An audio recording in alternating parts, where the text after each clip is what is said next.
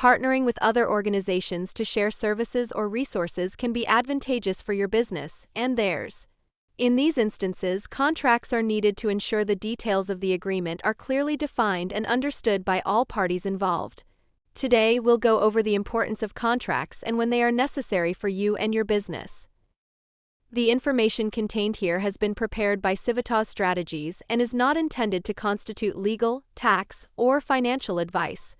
The Civitas Strategies team has used reasonable efforts in collecting, preparing, and providing this information, but does not guarantee its accuracy, completeness, adequacy, or currency. The publication and distribution of this information are not intended to create, and receipt does not constitute, an attorney-client or any other advisory relationship. Reproduction of this information and recording of this content, including the use of AI, are expressly prohibited. Only non-commercial uses of this work are permitted.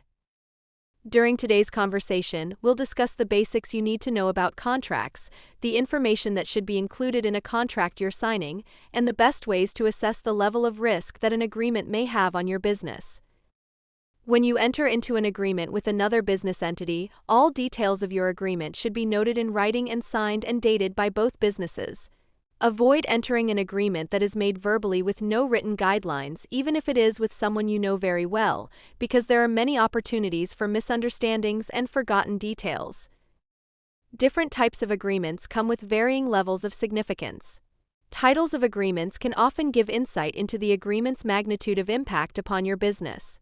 A common contract between organizations is a memorandum of understanding, which is typically a lower risk agreement.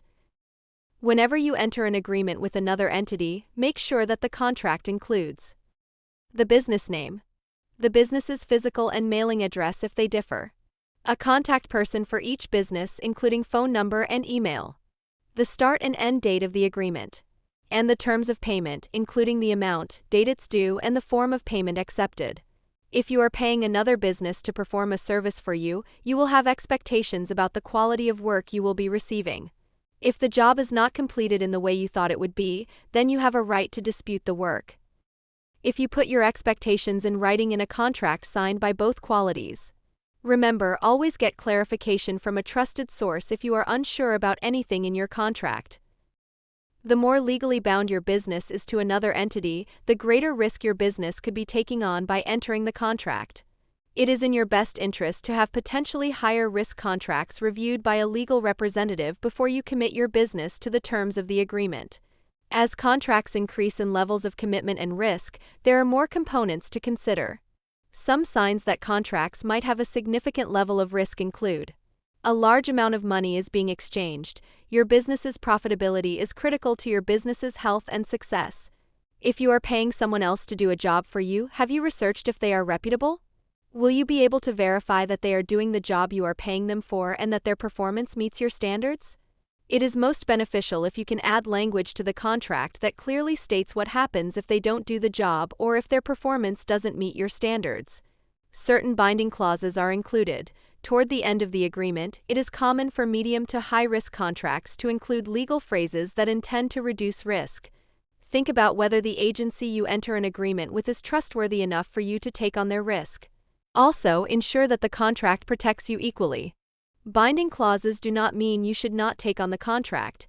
It simply is a flag that the contract has some level of risk, and you'll want to confirm that entering the contract is in your best interest.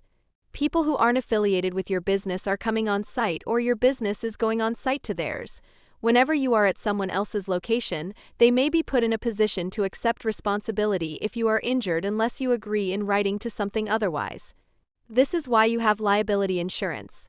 Some contracts require proof of liability insurance or may ask you to add another business as an additional insured entity on your liability insurance.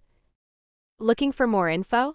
For more information about the New Jersey Doula Initiative, reach out to NJ Doula at civstrat.com or go to njdoulabusinessresources.com.